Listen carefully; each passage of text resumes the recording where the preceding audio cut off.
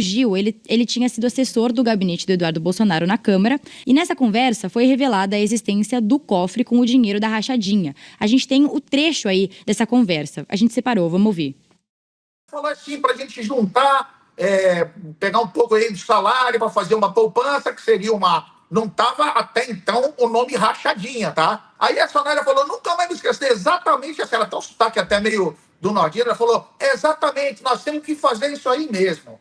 Porque, olha, digo para você, Duda tinha 2 no gabinete que ganhavam cheio e devolviam a metade. E nós tínhamos um cofre no gabinete que pegávamos essa metade e colocávamos nesse cofre e juntou 250 mil reais no cofre. E um belo dia, Duda chegou lá, passou a mão nesses 250 mil para dar de entrada num apartamento. E chegou na campanha, nós não tínhamos 5 mil reais para pagar uma nota de campanha. Então nós temos que fazer isso mesmo.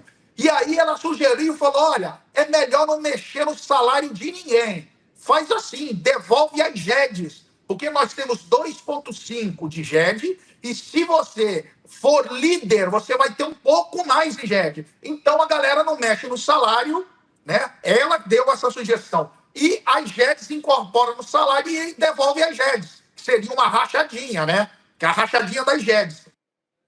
Não está em discussão aqui a grossa corrupção que houve e foi apurada pela Operação Lava Jato. Isso não está em discussão. Mas o que está em discussão é que não se combate irregularidade cometendo irregularidade. Que os fins não justificam os meios. E esse é um esforço que, como magistrado, nós podemos fazer. E nós devemos fazer. Portanto, é isto que se coloca ao debate e creio que foi isso que permeou todos os elogiáveis votos dos meus colegas conselheiros e conselheiras que me antecederam. Antes de adentrar a presidência do Supremo Tribunal Federal, eu tinha um conhecimento, por assim dizer, exógeno desta matéria. Aquele conhecimento que todos nós tínhamos olhando da porta para fora. Conhecia as entranhas da operação, conhecia o que desbordou para julgamento no Supremo Tribunal Federal, mas, obviamente, não havia adentrado, como adentrei agora, endogenamente, naquilo que se apurou no âmbito deste processo. Ressalto, por fim, que, em meu modo de ver, do estudo que fiz dos autos, que a correção extraordinária realizada pela Corregedoria Nacional de Justiça, já no ano de 2023, não identificou, segundo penso, qualquer outro indício substancial de infração funcional atribuível à magistrada, circunstância que reforça o caráter pontual da conduta ora examinada. Por isso, à luz do princípio da proporcionalidade, que entendo deva reger a dosimetria das sanções, acompanho o relator quanto à configuração da infração funcional passível de punição, mas divirjo quanto à pena para acompanhar a divergência aberta pela conselheira Jaceguara Dantas para fixar a disponibilidade de 1 ano. E é como voto e proclamo o resultado de julgamento, não sem antes cumprimentar a ilustre advogada, que, tal como disse o conselheiro Silvio Amorim há pouco, permanece firme após a sustentação oral escorreita que fez dessa tribuna, honrando a advocacia. Receba, portanto, nossos cumprimentos, bem assim o senhor subprocurador da República pela sustentação realizada. Proclama o resultado do julgamento no processo administrativo disciplinar 341141, o Conselho decidiu, por unanimidade, prorrogar o prazo de conclusão do PAD por 140 dias a contar de 15 de maio de 2026. 2.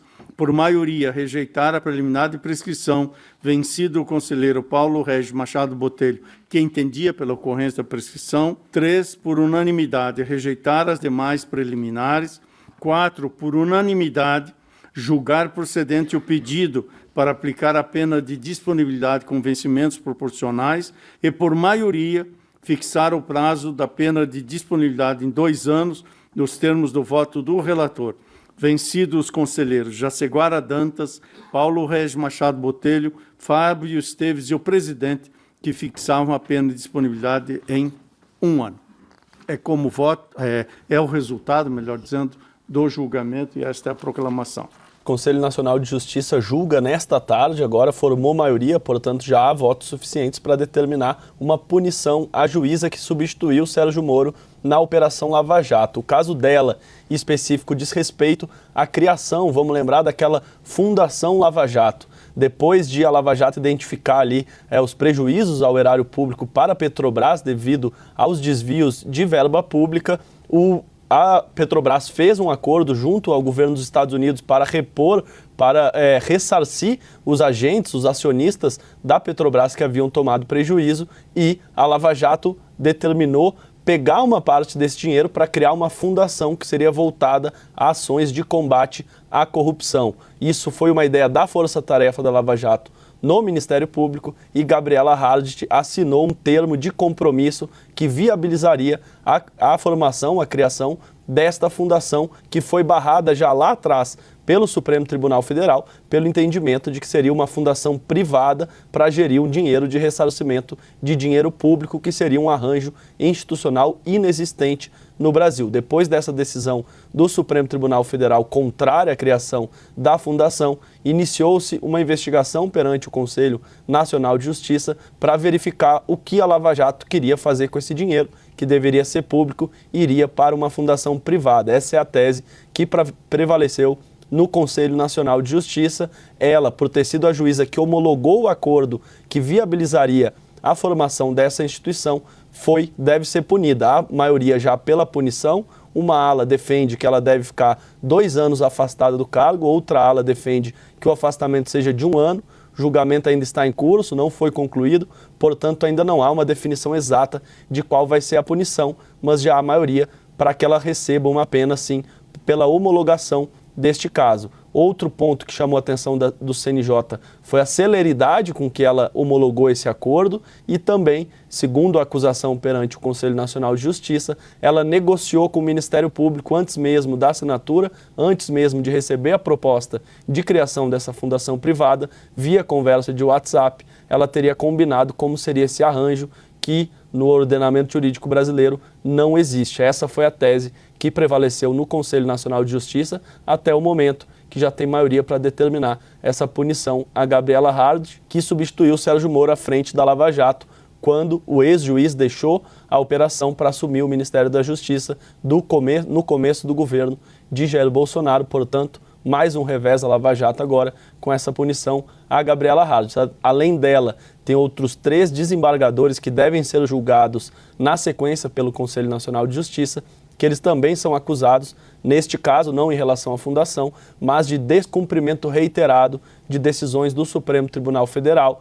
que eram tomadas decisões em primeira instância, o Supremo derrubava, mas eventualmente em segunda instância os desembargadores, em vez de seguir o entendimento do Supremo, seguiam o entendimento de primeira instância. Essa é outra etapa que a gente deve ter também nas próximas semanas, de um julgamento no Conselho Nacional de Justiça, que pode levar à punição de outros integrantes, outros magistrados que eram diretamente vinculados à Operação Lava Jato. Só para contextualizar melhor, CNJ, que é o Conselho Nacional de Justiça, é o órgão que regulamenta as diretrizes para o trabalho dos juízes de todo o Brasil, e ele também é o responsável por analisar processos administrativos disciplinares, ou seja, para verificar se um juiz cometeu ou não alguma infração administrativa no curso da atribuição como magistrado, e no entendimento do CNJ, sim, Gabriela Hardit deve ser punida. Agora ainda cabe a definição se deve ser o afastamento por 1 ou 2 anos, mas já há maioria para que ela fique distante e sem exercer a judicatura por ao menos 1 ano, Débora e Yuri.